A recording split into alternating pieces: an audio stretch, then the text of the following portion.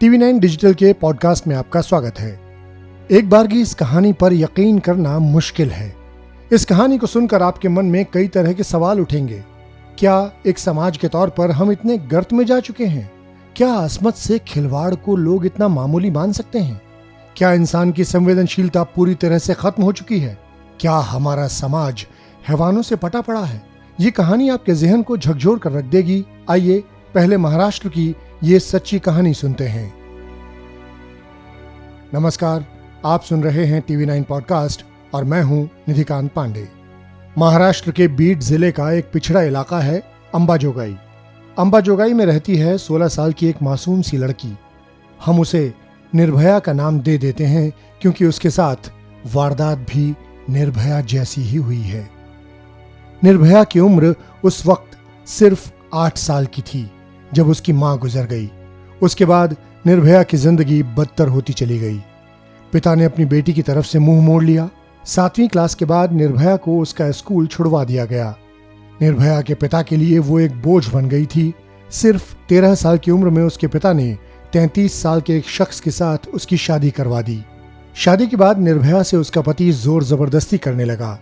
वो उसे मारता पीटता, सास भी उसे परेशान करने लगी। रोज रोज की मारपीट और प्रताड़ना से तंग आकर एक दिन निर्भया ने अपनी ससुराल छोड़ दी।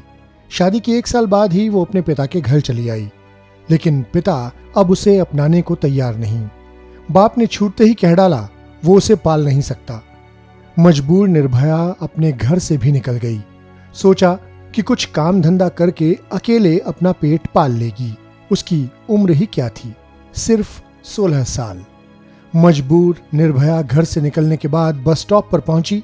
इसके बाद वो नौकरी की तलाश में इधर उधर भटकने लगी। उसने नौकरी मांगी तो बदले में उसकी अस्मत मांग ली गई। एक मजबूर नाबालिग लड़की अकेली समाज के बीच खड़ी थी और समाज के भेड़िए उसे निगलने को तैयार थे। एक के बाद एक लोगों ने उसका यौन शोषण किया। न मालूम कितने लोगों ने उसे रेप का शिकार बनाया। अपने साथ हुए वाकये की शिकायत करने वो पुलिस के पास पहुंची, लेकिन पुलिस वाले भी उसकी मदद करने के बजाय उसकी इज्जत से खेलने लगे। पुलिस शिकायत क्या दर्ज करती, कुछ पुलिस वालों ने ही उसे अपनी हवस का शिकार बना डाला। क्या आप यकीन करेंगे कि बीड जिले की निर्भया को न जाने कितने लोगों ने अपनी हवस का शिकार बनाया। निर्भया को ठीक ठाक गिनती भी नहीं मालूम, वो सबके चेहरे भी नहीं पहचान सकती। पूरे 6 महीने तक उसकी अस्मत लूटी जाती रही। ऐसा लगता है जैसे एक नाबालिग लड़की की इज्जत तार तार करने पूरा शहर जुट गया था। उस नाबालिग लड़की को नहीं पता कि उसे कितने लोगों ने नोचा खसोटा, लेकिन मोटे तौर पर ऐसा माना जा रहा है कि करीब 400 लोगों ने उसे अपनी हवस का शिकार बनाया। क्या आप यकीन करेंगे, एक मासूम और मजबूर लड़की 6 महीने तक 400 वहशियों के हाथों में खेलती रही। 400 लोगों ने उसके साथ रेप किया। जब इस निर्भया की कहानी सामने आई तो सभी लोग सन्न रह गए। हद की बात यह कि मासूम निर्भया लोगों की हवस की शिकार होकर गर्भवती हो चुकी है। महाराष्ट्र के बाल कल्याण समिति के सामने जब ये मामला आया तो लोगों को भरोसा नहीं हुआ। किसी भले शख्स ने निर्भया को बाल कल्याण समिति के पास पहुंचाया, तब जाकर ये पूरी कहानी खुली। अब पुलिस इस मामले की एक एक कड़ियां जोड़ रही है। निर्भया के साथ ये वारदात कहां हुई, वो कौन लोग थे जो एक के बाद एक उसे अपनी हवस का शिकार बना रहे थे।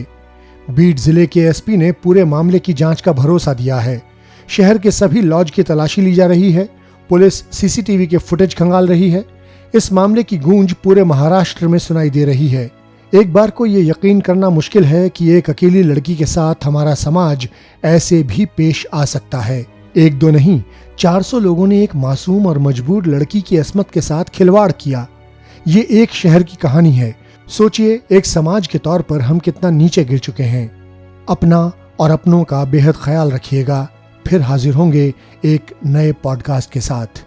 नमस्कार।